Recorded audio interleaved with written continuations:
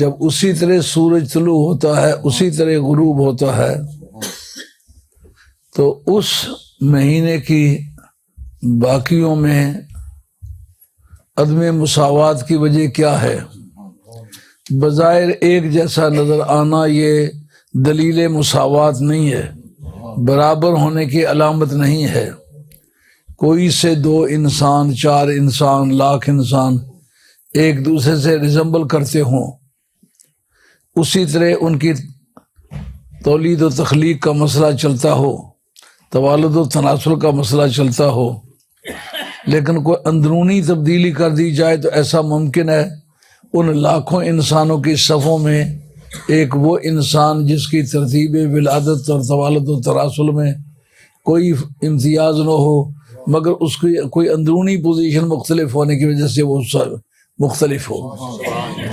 یہاں قرآن مجید نے کہا شہر رمضان الذی انزل فیہ القرآن، ماہ رمضان وہ ہے کہ جس کے اندر قرآن مجید نازل کیا گیا۔ رب کریم نے کہا اس کے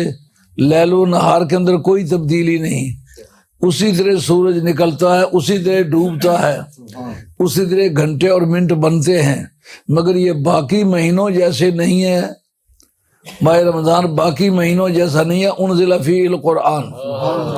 تو عز الدین بن عبد السلام کی تحقیق ہے، وہ قواعد الاحکام ایک کتاب ہے ان کی، اس کے اندر بحث کرتے ہیں کہ کوئی وقت یا کوئی جگہ اپنے طور پر کوئی نہ وقت برکت والا ہے نہ جگہ برکت والی ہے، بلکہ اس وقت میں کوئی کام برکت والا کیا گیا ہے، اس جگہ میں کوئی کام برکت والا کیا گیا ہے، جگہ برکتوں والی ہو گئی، وقت برکتوں والا ہو گیا۔ یہ اس کی دلیل ہے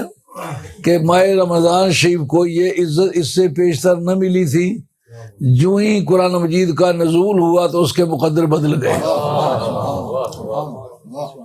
یہ بالکل عین ہی بین ہی ممکن ہے، اس طرح جیسا کہ آپ ایک عام آدمی ہو، کوئی اللہ کا نیک مرد مل جائے، آپ اس کے ہاتھ پہ ہاتھ رکھ کے توبہ کریں تو آپ کے مقدر بیٹھے بیٹھے بدل جائے، یہ اللہ کی مرضی پر موقوف ہے۔ ماہ رمضان شریف عام مہینوں میں سے ایک مہینہ تھا، اس کے اندر کوئی ایسی واضح تبدیلی نہیں تھی، لیکن صرف قرآن مجید کے نازل ہونے کی وجہ سے اب اس سے ایک اہل سنت کا عقیدہ نکلتا ہے۔ وہ تو کبھی ایک مرتبہ نازل ہوا ہے نا، تو ہر سال جب ماہ رمضان لوٹ کے آتا ہے تو ہر سال وہ برکتیں واپس لاتا ہے یا نہیں لاتا؟ اس سے ثابت ہوتا ہے اگر کوئی جگہ یا وقت کسی برکت والے کام کی وجہ سے برکت والا ہو جائے تو جس وقت وہ وقت لوٹ کے آئے گا، برکتیں لوٹ کے آئیں گی۔ یہ جو سالانہ عرس اولیاء اللہ کے کرتے ہیں یا جناب سیدہ خاتون جنت کا دن مناتے ہیں، حضرت ابوبکر صدیق رضی اللہ عنہ کا دن مناتے ہیں، جناب عمر رضی اللہ عنہ کا دن مناتے ہیں، جناب عثمان غنی رضی اللہ عنہ کا دن مناتے ہیں، جناب حیدر قرار کا دن مناتے ہیں۔ آدمی کے دماغ میں بار بار خیال آتا ہے یہ بار بار کیوں مناتے؟ ایک مرتبہ بات ہو گئی ہے تو ہو گئی ہے۔ قرآن مجید نے اس جگہ یہ بات بتلائی ہے کہ ماہ رمضان میں قرآن مجید کا نزول ہونا اس بات کی دلیل ہے کہ اب بھی اس میں برکت ہے، اور قیامت تک جب ماہ رمضان آتا رہے گا